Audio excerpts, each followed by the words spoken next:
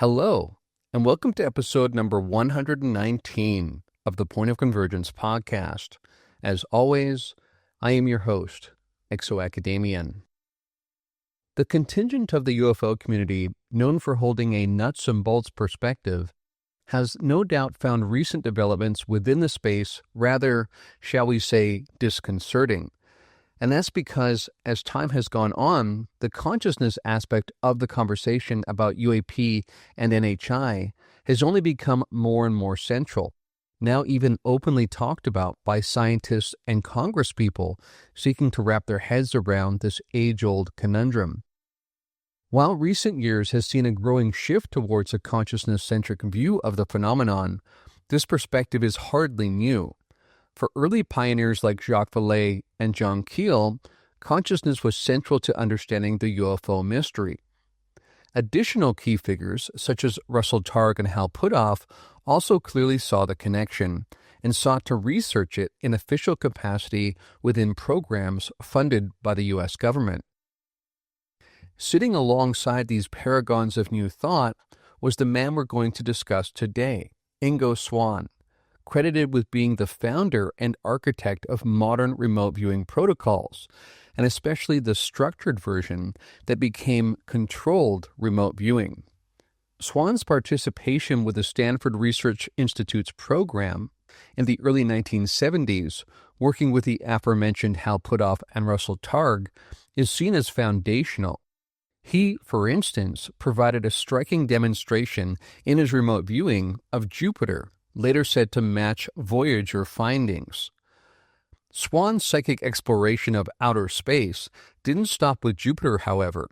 He was also tasked with psychically examining both the Moon and Mars, specifically in regards to potential extraterrestrial presences. What he found was as shocking as it was consequential to his later framing of what he saw as the limiting of humankind's vast psychic potential in the modern world. And it's that very matter in particular, outlined in his books Starfire and Penetration, that we're going to explore in this, the 119th episode of the Point of Convergence podcast.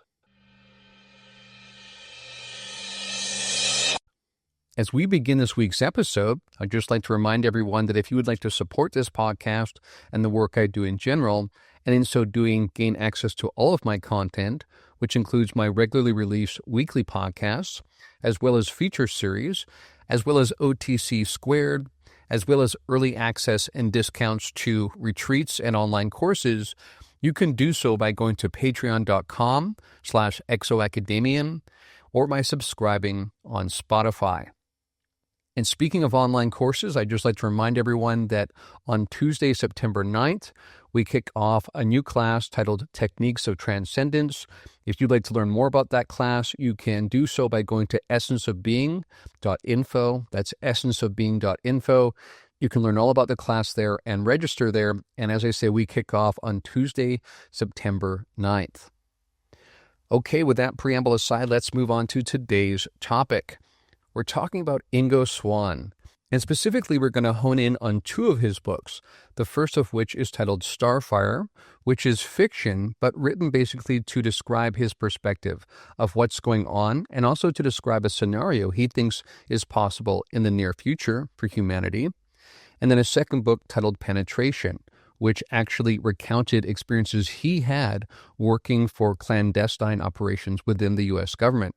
Both books are fascinating, and by reading both of them, you can gather a pretty clear picture of how he saw what was going on in the world, not just in terms of what's happening to the average person, but what's happening behind the scenes in terms of certain elite groups of humanity that might be controlling things and actually suppressing innate human potential, as well as potentially the involvement of NHI, some good, some not so good from a human perspective, some seeking to encourage and inspire, others seeking to suppress alongside those human elites. So his notion here is that human beings have vast potential, largely untapped. It would change the world, it would change the nature of reality and our relationship with it if we came into contact and in greater awareness with that deeper understanding of who we are.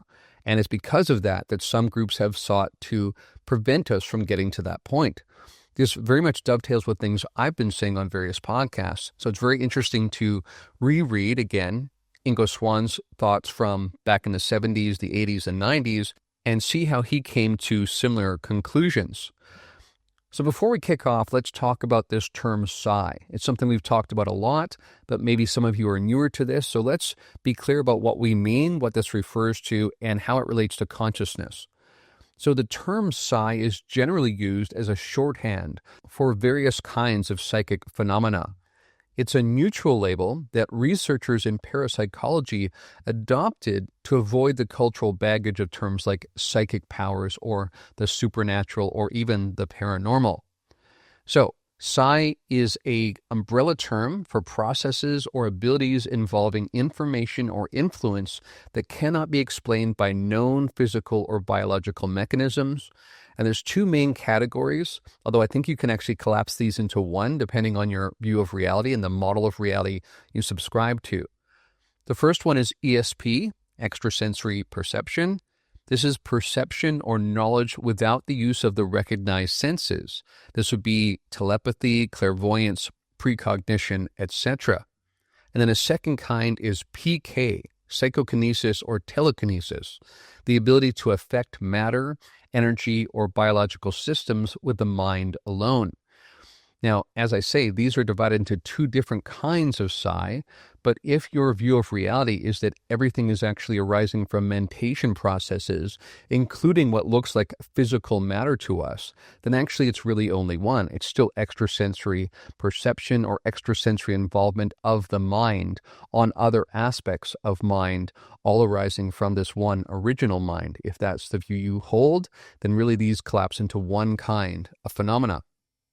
Now, of course, it's interesting to revisit this all in light of recent developments around a podcast like the telepathy tapes, because this is now front and center in our society.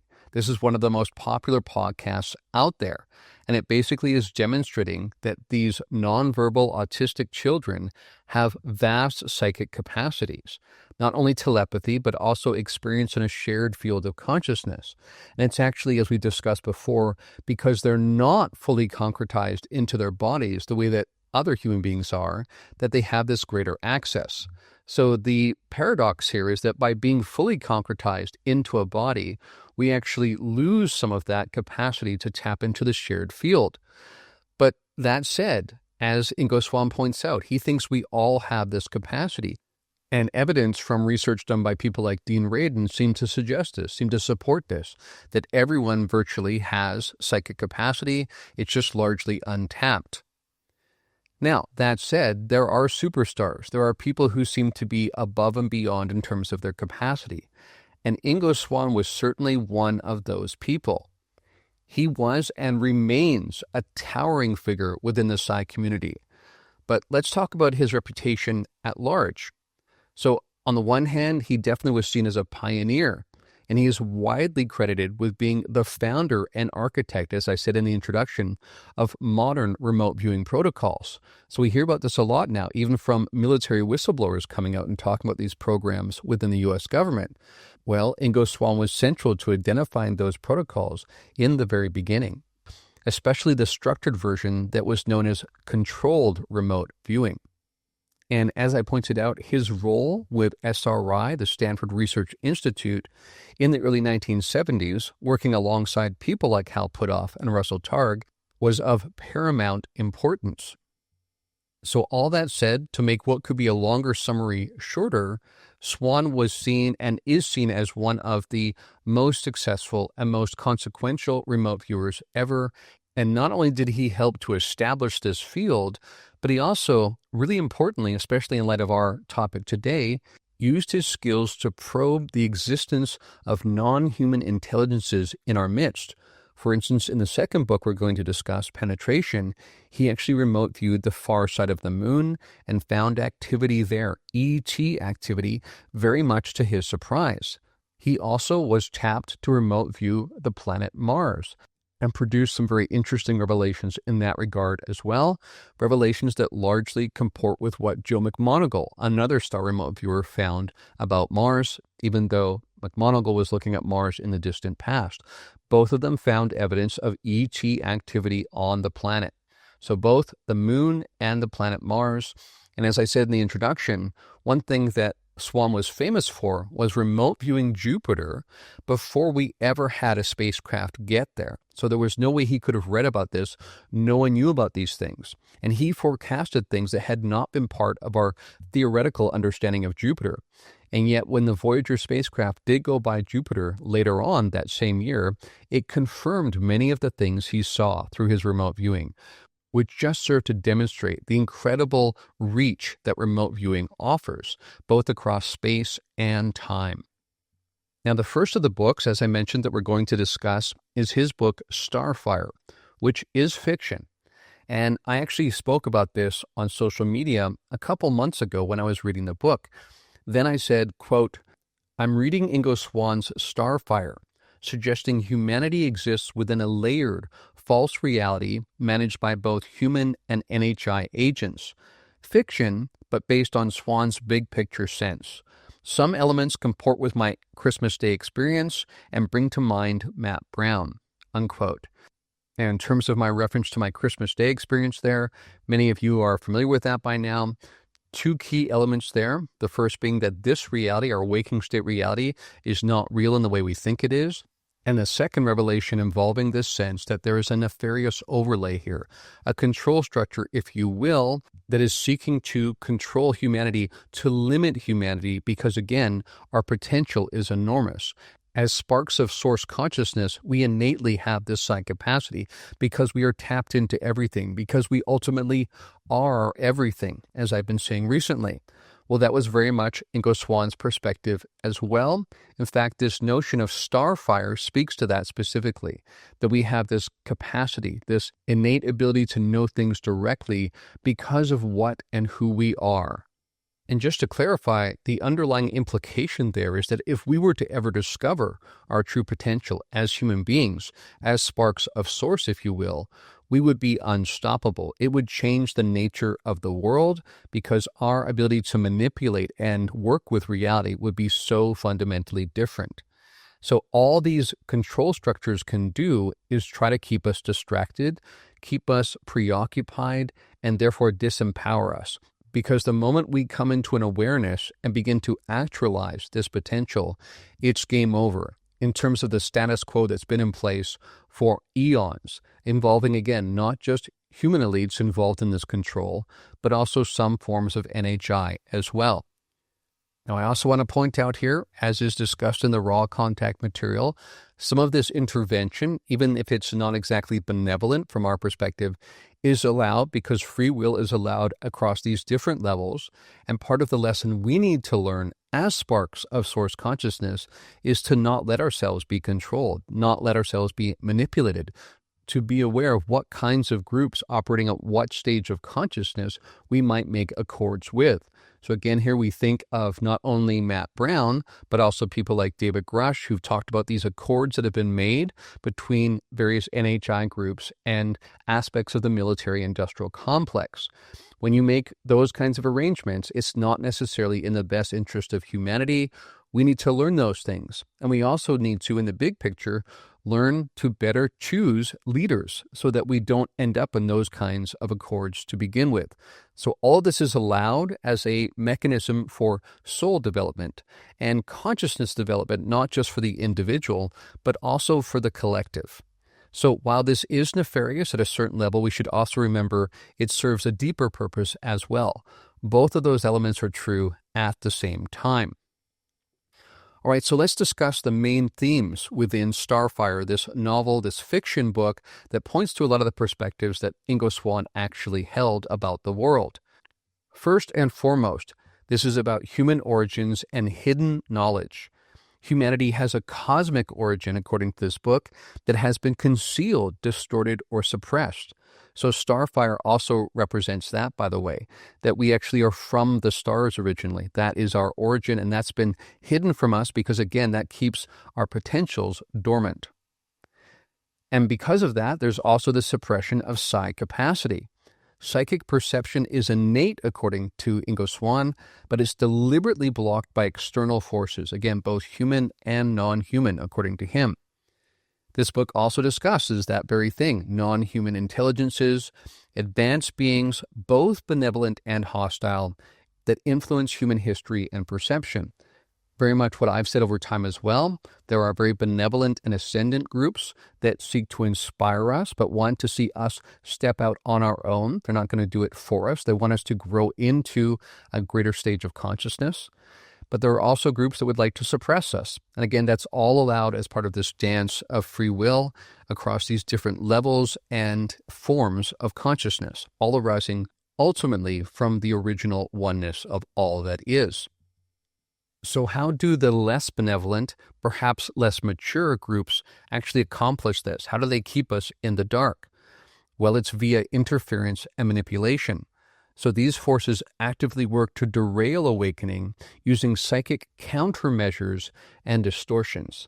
This is a key element that I pointed to before that I often don't hear talked about in the Psi community, but I think it should be talked about more. Because just as you can use misdirection and misinformation within the waking world, you can also use this, you can also employ these same strategies in the psychic world. In other words, if you're really adept at this, you can actually create misdirection. You can create veils or fogginess, if you will, in the psychic field that makes it difficult for people to uncover certain truths that you don't want them to uncover. So I think this notion that if it's in the psychic world, it's always visible is foolhardy. I don't think that's true. And I think the more adept you are in that kind of skill, the more you can actually practice misdirection, the more you can actually throw people off the scent, if you will, just as covert groups have learned to do really effectively in the waking world. And overarchingly, this book talks about the struggle between awakening and control. So it depicts awakening humans as engaged in a metaphysical battle with entities, as I've already pointed to, who seek to dominate and enslave. On tap is the destiny of humanity. It implies that rediscovery of our hidden origins and the reclaiming of our Psi power is central to human evolution and freedom. So he speaks to a future where that comes into full fruition. Now, an interesting notion that this book presents that I think is actually pretty accurate to what has been going on over time is that while the public, the general public, as well as public-facing politicians largely discounted Psi powers, telepathy, and the like, there were groups deep within the government that did understand it and that were actually looking to weaponize it. So we do see this in our history, and actually Swann points to this in this fiction book as well, in the sense that both the U.S. and the Soviets, because remember this book takes place during the Cold War, were looking to weaponize Psi, and they both had secret programs that were actually seeking to establish these kinds of capacities, working actively to test them. Now, what ends up happening is, although these are top secret programs that even most politicians don't know about, both in the Soviet Union and the U.S., what happens is one particular individual who has immense Psi capacities, perhaps even alluding to someone like Ingo Swann himself, becomes aware of the existence of both of these programs through Psi capacities, and then basically holds both the U.S. and the Soviets to account and says, if you don't stand down and dismantle these programs, something really bad will happen that you will not like. Now, then there's a scramble within both of the governments to try to figure out where has the leak come from, who is leaking from within. Of course, as we find out, there is no leak.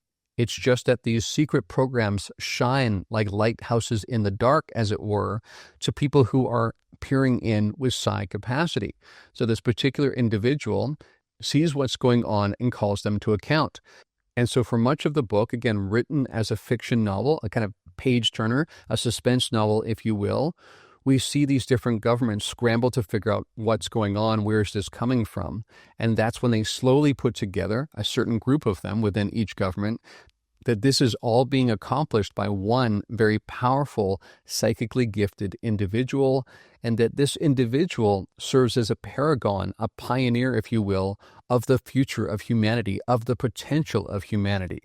And again, it helps to highlight how we have to evolve our consciousness, because if these capacities do come online while we still have this divisive kind of stage of consciousness, it will mean the end of humanity itself. And that's certainly a cautionary tale that applies as much today as it does when Ingo Swann wrote this book. We really have not come very far at all. One could even argue we have regressed of late. So just in the interest of time, since we want to cover both of these books, let me cover some of the main plot points within Starfire. So this protagonist, David, discovers that he has latent psychic capacities and begins experiencing heightened perception.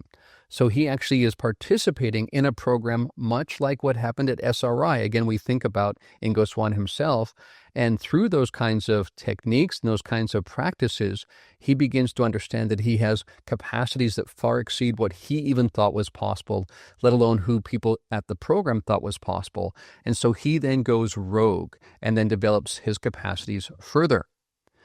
In this book, we also have encounters with psi phenomena of different kinds, including visions, remote viewing-like experiences, and awareness of other intelligences.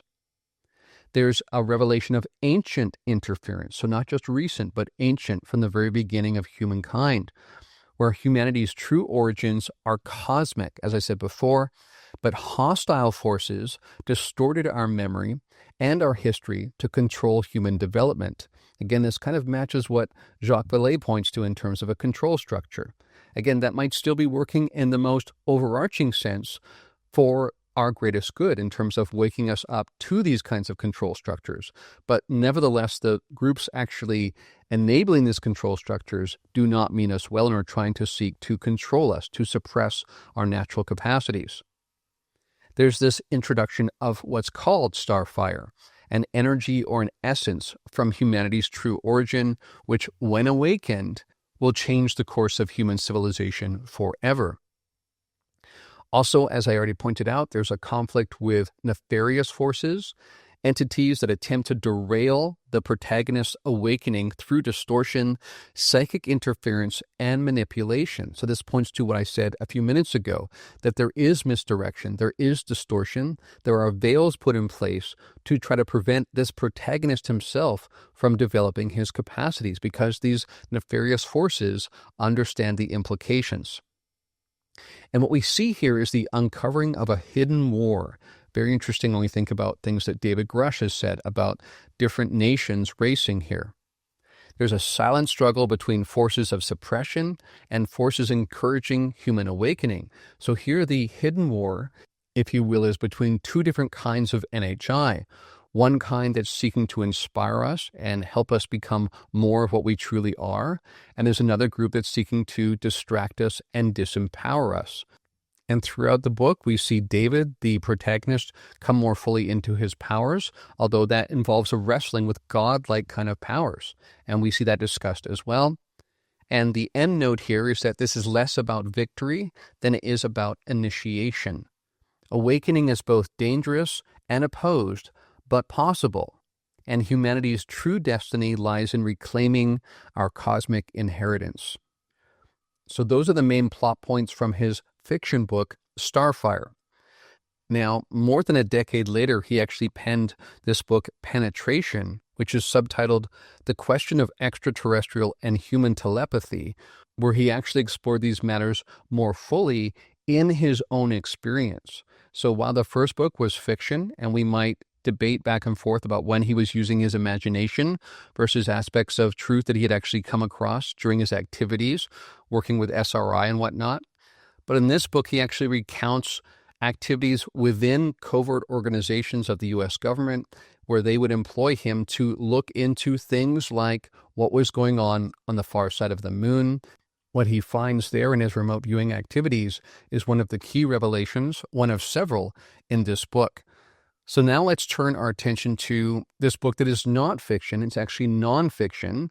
It's real, and it's based on his own experience working with these different covert organizations and what he found. Now, before we get into some of those revelations, I first want to touch on what I mentioned earlier, the fact that we are seeing more uptake in our society now. A phenomenon like the telepathy tapes shows us that people are ready to hear these things. This is gaining traction in the mainstream. And yet I still see various groups actually coming out and saying that the revelations from the telepathy tapes have actually been disproven. This is not true at all. But modern humans are so opposed to this notion that psi could be real that they will quickly jump to conclusions. If there's any kind of element of the protocols in these procedures looking to prove that this is real, they will latch onto those elements and claim that it basically disproves the entire notion. And they're doing this because they want to defend their worldview, a worldview where psi is not real. Now, again, this begs the question, though, why would people be so militant about this? Why would human beings be so quick to undermine their own potential capacity and the implications of that? You could easily argue that it's because there is psychic manipulation, a trance-like state that humankind is working under, many of us, and that this has basically been put in place by this nefarious construct, both human and non-human, to distract us, to disempower us. And you see this in this kind of knee-jerk reaction against psi. It's not scientific at all. It's not objective at all how these people oppose these notions. And I think that alone points to the existence of this kind of control structure. And Ingo Swann talks about this in terms of trying to get this book originally published, which wasn't so easy, to his surprise. And this is one of the elements that actually added to his sense that there was some sort of control structure in place. He says, quote, "By all contactee and abductee accounts, telepathic capacities seem to be well developed by the ETs, but remained quite underdeveloped Earthside. I expanded the narration of the events to include some fundamental considerations of telepathy, and which theorized why development of telepathy is suppressed Earthside. In due course, I showed the manuscript to my then literary rep, who got excited about it and thought that its successful publication was a sure and easy thing. Over 20 publishers turned it down, even in the face of the fact that much UFO ET stuff, ranging from bullshit to the sublime fantastic, was otherwise being published everywhere. This blanket rejection on such a large scale remains, as it were, mysterious. Perhaps it can be interpreted as some kind of subtle, large-scale media control. But one possible explanation might be that as outrageous as the tale and telepathic considerations are, something in them moves too close to someone's comfort. In any event, because of frustration, embarrassment, etc., I abandoned this book project. And some more years passed. In about March 1998, however, certain articles and TV reports centering on ET possibilities began circulating, among which were a few entitled, quote, "Astonishing Intelligent Artifacts Found on Mysterious Far Side of the Moon," unquote. Then, via a report in the Internet authored by David Derbyshire, dated May 14th, 1998, it seemed that a, quote, 24,000 mile per hour UFO buzzed Britain on May 13th, 1998. This craft was tracked by the Royal Air Force and the Dutch Air Force. It was triangular and as big as a battleship, about 900 feet long. British and Dutch interceptors were sent aloft. The big thing left them in the mists and went who knows where. Thus, there are recent authentic reports of UFOs, and indeed they seem present everywhere, and even boldly reveal themselves to the lenses of camcorders worldwide. That the UFOs are driven or managed by space-side intelligences simply must be taken for granted. And if they have achieved high technological control of consciousness that is commensurate with the high technology of their craft, then I'll bet they are very good at what we Earthsiders refer to as telepathy, unquote. All right, we're now going to jump forward into this book when Ingo is contacted by a covert force and is asked to come work with them.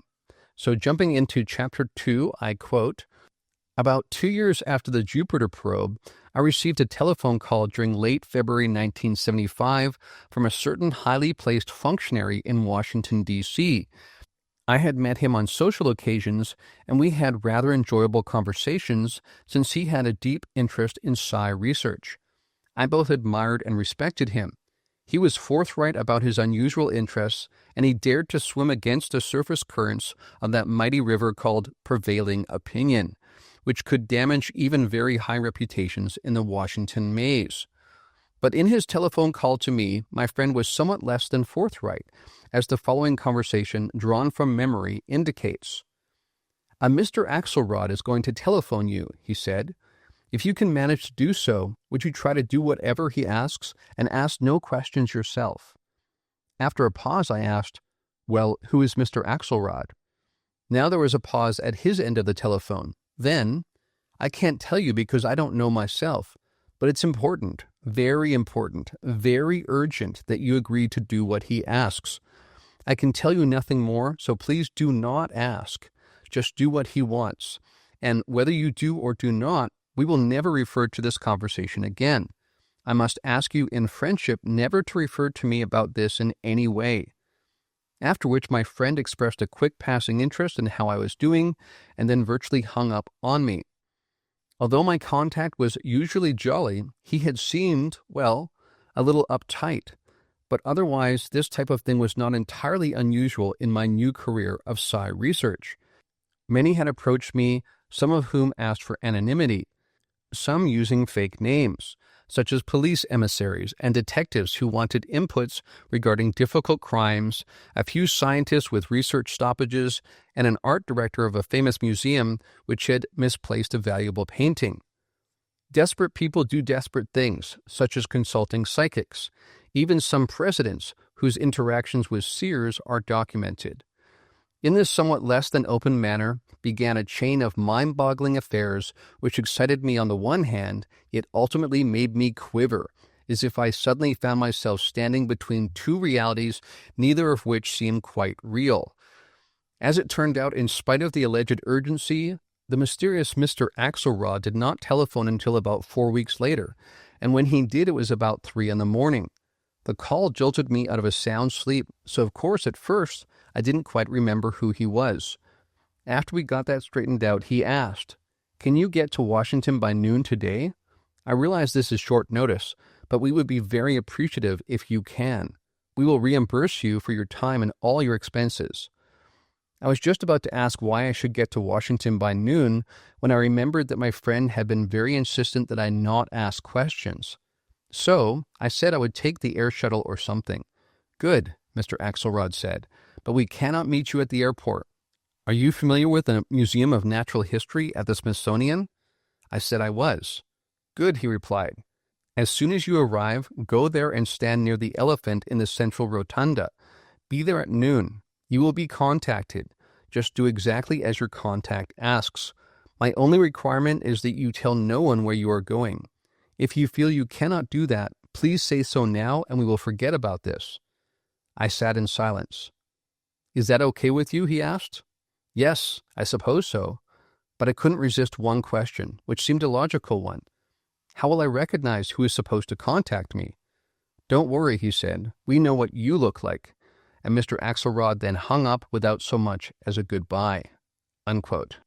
Now, in the next part of the narrative, we come across a very interesting scenario where he is met by these two twins. At least he assumes they are twins. Later on, he does notice some differences between them. But nevertheless, what's interesting is he does have some sense that they are not fully human, not like the typical human. Anyway, they accompany him with blindfold in place to an underground facility, a secret underground facility, where he finally meets the famous Mr. Axelrod. Axelrod, of course, being a pseudonym. That's not his true name. In fact, he never does find out who Mr. Axelrod actually is. So, in the course of their conversation, Axelrod asks him a series of questions about remote viewing and how he actually conducts his protocols, including how he managed to find out this information about the planet Jupiter. How did he actually even hone in on Jupiter to begin with? So here it is said, quote, "As kinds of coordinates, we found out where Jupiter was in relation to which part of the zodiac, where Earth was in respect to the Sun. These three factors, the placements of Earth, Sun, and Jupiter, acted as a kind of triangulation as to where Jupiter was." "Yes, I see," Axel grinned. "You did pretty good." I decided to take the initiative. "Axel, I don't like to do tasks unless there's a good chance of obtaining feedback, and you represent one of those times I have been dragged into a situation where obviously I am not going to get any, am I? And then Axelrod says, well, that poses a bit of a problem considering our situation here. But surprisingly, some feedback will become available in other ways. I'll send it to you in an unmarked envelope. Well, what then is the task? I asked. After a long moment, Axel asked, Ingo, what do you know about the moon? The moon, I thought. He wants me to go to the moon? Well, I know it's there, that it's a dead satellite. It has craters and mountains, if that's what you mean. Have you studied the moon or gone psychically to it? No, we never tried the moon because too much is known about it. It would not constitute a good experiment because of that. People would think I had learned about the moon or looked at it through a telescope or something. What about the reverse side of the moon? That side is always turned away from Earth, Axelrod said. No one could accuse you of being able to visually see that. But still, NASA's moon missions have encircled it, and there are lots of photos and stuff. Axel laughed. Well, we want you to go to the moon for us and describe what you see. I have some moon coordinates prepared, about 10 altogether. Is that too many? Unquote. So here we find that he has learned that indeed the target will be the moon and the far side of the moon. And he's beginning to get curious. Why would they actually go to all this trouble to bring him to a secret, compartmentalized location to do this remote viewing? They must already suspect something. So we're now going to jump into the part of the remote viewing itself where Ingo describes what he sees. Quote, it's dark here, I said. Why is that? A rhetorical question, Axel. Please do not speak and answer. Darkness. Then slowly, as if adjusting to a kind of night vision, I could begin to perceive formations, and I realized what had happened. This coordinate, I asked, is it on the dark side of the moon? Yes, it must be. I began trying to make sense of the impressions I was acquiring. Well, I seem to be near a cliff of some kind. It goes upward quite high, made of some kind of dark rock. There is whitish sand, a fluffy kind of sand. Away from the cliff formation, there is a broad expanse of some kind. There are some patterns in the sand, or whatever it is, not quite like sand. What do the patterns look like? Axel interjected. He was not supposed to intrude with questions, but he had, so I went with it. Well, I now have my eyes closed, sort of like little tufts or dunes, as if the wind had made a kind of pattern. After a moment of considering these little dunes, I said, but there's not supposed to be any wind on the moon, is there? No atmosphere? Yet I can sense something like atmosphere. I'm getting a little confused. Let's take a break. Was I mistaken? Axelrod seemed to be looking at me in a rather strange way, as if swallowing a desire to speak. Well, I went on, what they actually look like are like rows of largish tractor tread marks, but I don't understand how this could be, so they must be something I don't understand. They are just marks of some kind. Strange, though. I was silent for a moment. Axel, do you want, am I supposed to try to see metals or something here? Or what? I'm just near this cliff here. It has a kind of shiny quality to it, something like obsidian. Axel answered, no, we can go on to the next coordinate ordinate now, unquote. So then proceeds a quick coffee break, and in the next segment we find that what Ingo perceives involves a kind of breakthrough for him, where he understands he's seeing something much different than what he was expecting. So now continuing with the narrative, quote, in about 15 minutes we got back to it. I went through the same process of going away from the sun until I was at the moon. Okay, give me that coordinate ordinate again. He did. I wrote it slowly down, making sure I made no error in doing so. I became aware of a greenish haze, which is what I had seen before. This time I decided to go for it, for better or worse. Well, I'm in a place which is sort of down, like in a crater, I suppose. There is this strange green haze, like a light of some kind. Beyond that, all around is dark, though. I am wondering where the light is coming from. I jolted to a stop again. After a moment, Axel prodded. Yes, what else? Well, you won't like this, I guess. I see, or at least I think I see, some actual lights. They are giving off a green light. I see 2 rows of them. Yes, sort of like lights at football arenas, high up, banks of them. Up on towers of some kind? I gave up here. Well, Axel, I can't be on the moon. I guess I have to apologize. I seem to be getting somewhere here on Earth. As a quick aside, of course, he thinks that this shouldn't be on the moon, so he thinks he's actually viewing something else. Then continuing, Axel stared at me for a moment. He was not smiling or looking sympathetic or tolerant. I thought it was all over with. You're sure you see lights, actual lights? He finally asked. Well, I see the lights, but how can they be on the moon? Axel had a pencil in his hands, which he was twirling around and around. His Nos smile developed into a frown. Shit, he finally uttered, and broke the pencil in half. I was quite surprised and fully expected him to stand up and leave the room in dismay at my remote viewing flub, but he did not. Lights, huh? You're sure you saw lights? Well, yes, but not on the moon, surely. How could they be on the moon? Axel stared at me, saying nothing. I can be quite dense, I suppose, but something started twanging around in the denseness. I blinked at Axel. You mean... I began, somewhat uncertain as to what to say. I realized I had to select my words carefully. Am I to think these lights are actually on the moon? There was no answer forthcoming from Axel. I pressed onward. Have the Russians built a moon base or something? Is that what I am supposed to be remote viewing? Again, no answer. We sat and stared at each other for a longish period, he not willing to commit.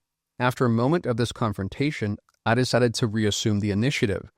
Maybe you should give me that coordinate ordinate again. Once back in the glow of the greenish lights, I now seemed to have the courage to begin really looking. Well, the light seems diffused somehow, as if there is a lot of fog. No, it's dust, floating in the air. I paused, then continued. Yet there is no air on the moon, is there? There is noise of some kind, like a thumping. I can see one of the light towers better now. It seems built on some very narrow struts of some kind, thin like pencils. How high are the light towers? Axel interrupted. Well, high enough. I have to find something against which to compare them. Let's see. Hey, there are some of those tractor tread marks everywhere. If I guess these are about a foot wide, well then, let's see. If I can compute as correctly as I can, well, I paused, looking at Axel. He was not smiling. Yes? He arched his eyebrows. Well, tall. Or let's say about 100 feet? But what? Axel asked, leaning forward. I swallowed hard and almost chickened out at this point. Well, I think I got a glimpse of the crater's edge. On it, I think I saw a very large tower. Very high, that is. Yes? Yes, big, really big. How big? I swallowed again. Well, if I compare it to something I am familiar with in New York, about as high as the Secretariat building at the United Nations, which has 39 floors in it. Axel narrowed his lips. You can see that, then? But this, as I took it, was a question Axel was asking himself more than me.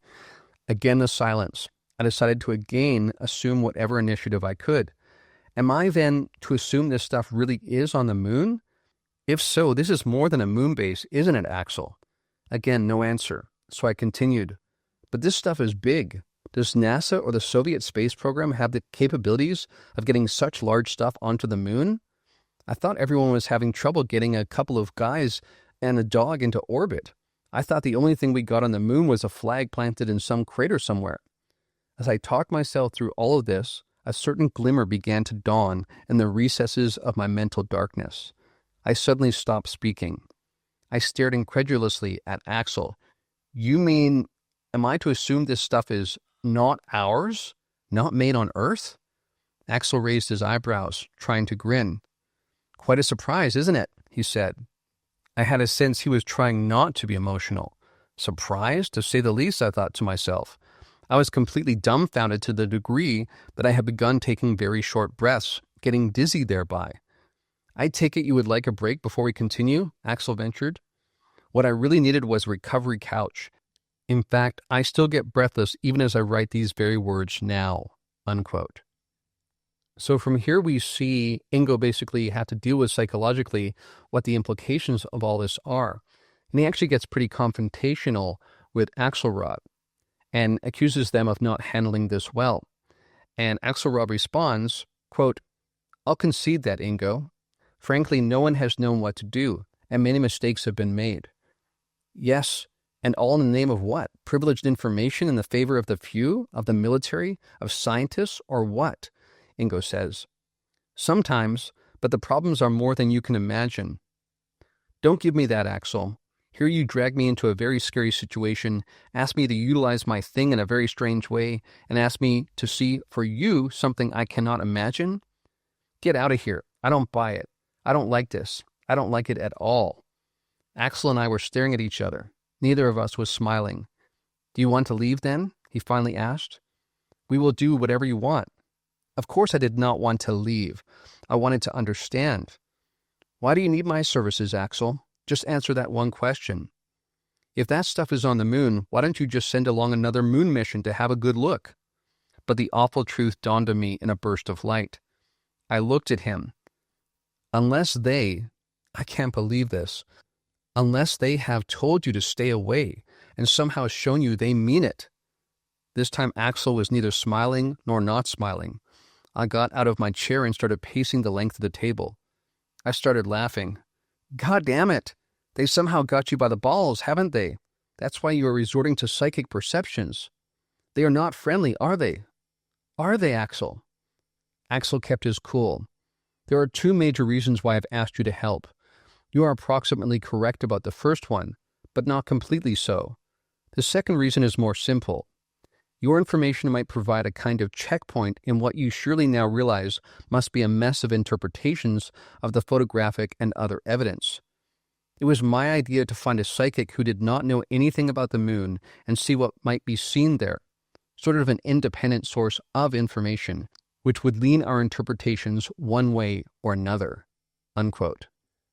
Now, of course, as was just hinted at, part of the reason why the intelligence community had Ingo actually look into this using remote viewing is that they thought that was relatively safe, because after all, they're not flying up there in a spacecraft, because again, the implication is that they've been warned not to do so, or at least they are concerned these other intelligences might be hostile. But as we learn in this next section, just because you're looking psychically doesn't mean that you can't be discovered. Jumping into chapter 5 here, he is talking about what he's seeing there in the remote viewing. Quote, I found long tube-like things, machinery tractor-like things going up and down hills, straight roads extending some miles, obelisks which had no apparent function. There were large platforms on domes, large cross-like structures, holes being dug into crater walls, and floors obviously having to do with some kind of mining or earth-moving operations. There were nets over craters, houses in which someone obviously lived, except that I couldn't see who, save in one case. In that case, I saw some kind of people busy at work on something I could not figure out. The place was dark. The quote-unquote air was filled with a fine dust, and there was some kind of illumination, like a dark lime green fog or mist. And now jumping to the consequential section, Ingo writes, but being there in my psychic state, as I felt I was, some of those guys started talking excitedly and gesticulating. Two of them pointed in my quote-unquote direction.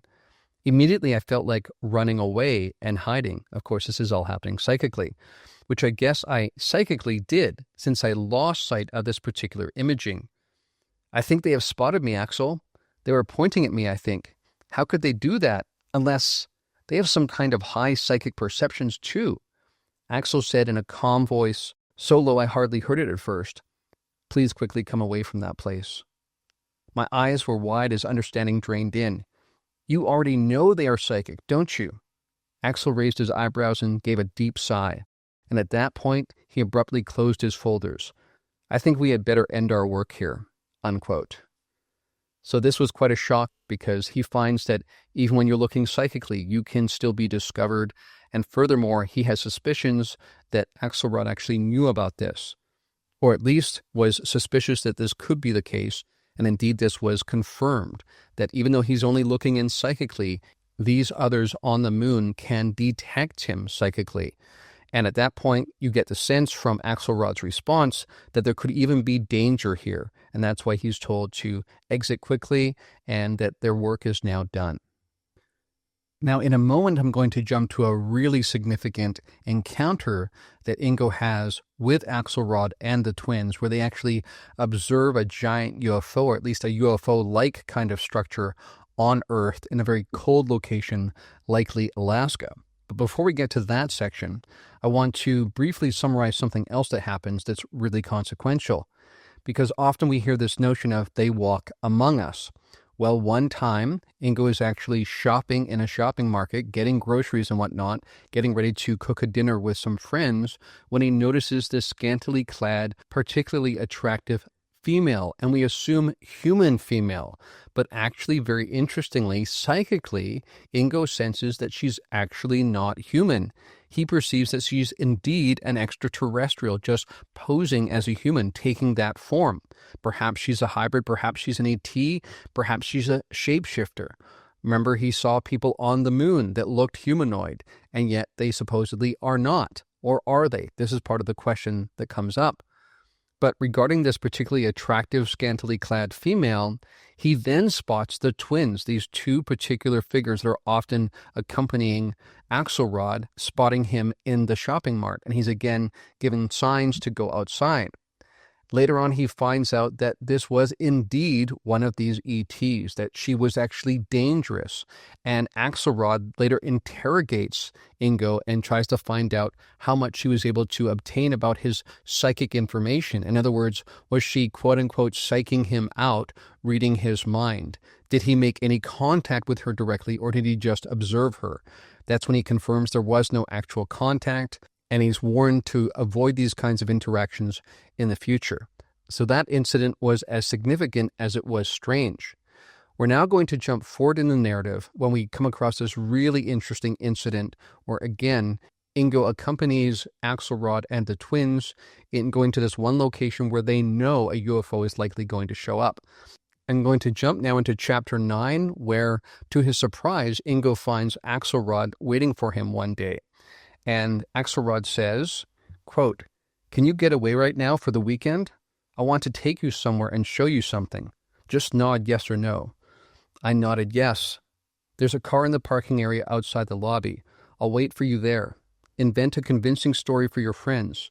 You may be away as long as 4 days." He then unlocked the door. I had to think fast about what might stand up as a convincing story as I joined our group in the dining room. But all I could really think about was how Axelrod had secured the key to the men's room in the first place. I told my colleagues that I had just remembered I was supposed to join some friends in San Francisco for a long weekend, and without further ado, just left them. The car outside proved to be a high-wheeled Jeep, and Axel himself was the driver. We sped out of the SRI grounds in silence. Axel made it to the freeway headed towards San Jose. Axelrod drove us to the San Jose airport, and leaving the Jeep in a no parking area in front of one of the terminals, we walked directly through the lobby and out the other side to a waiting Lear jet. Other people had flown me in similar planes, wealthy people who were interested in talking about using Psi to discover sunken treasures and oil deposits. I loved the elegant jets for their sense of opulence and power, one of the most poignant status trophies for having arrived financially. Waiting alongside the jet was one of the ubiquitous twins, this time dressed in an olive green jumpsuit and helmet, definitely military in appearance. We were aloft in about 3 minutes. It turned out that the other twin was doing the flying. Once aloft, the twin provided some sandwiches, and Axel said, "We are going to the middle of nowhere. It'll be rather cold and rough there. But we have all you will need, including a supply of your cigars." He smiled. "So after you've eaten, you should catch some sleep. It's about a 5-hour flight or so. It will be dark when we arrive, and then we have to drive about 2 hours after that. Don't ask me where we were going, since I can't tell you that. And, with some hesitation, it's better that you not know." "You know, Axel," I replied, "it may be that I could function better if I knew what was going on." Axel frowned through the sandwich he was eating. "Well, I can't tell you very much, since doing so would endanger our mission and perhaps you too. But I could ask you what you think is going on." So here it was again, the one-way conversation typical of all of Mr. Axelrod encounters. Unquote. So eventually they do land, and they have a long drive after that, and then quite a hike after that. And here he continues, quote, We went up and over some ridges and then down into some kind of large, flattish area dense with pines. Then we climbed into a sort of arroyo. Once there, we walked for a few feet further and sat down on a thick cushion of fallen pine needles behind some rocks. Axel whispered, "We're here. Out there in front of us is a small lake. As dawn comes, you'll be able to see it through the pines. We now wait and hope we are lucky. Say nothing. Do not make any noise." Lucky? What did that mean? Unquote. We're now going to jump to the climax of the action when the thing they're waiting for finally appears. Quote, "I couldn't see anything unusual at all, save for what appeared to be some gray fog forming up in the direction of the lake. I thought it was just morning fog coming up.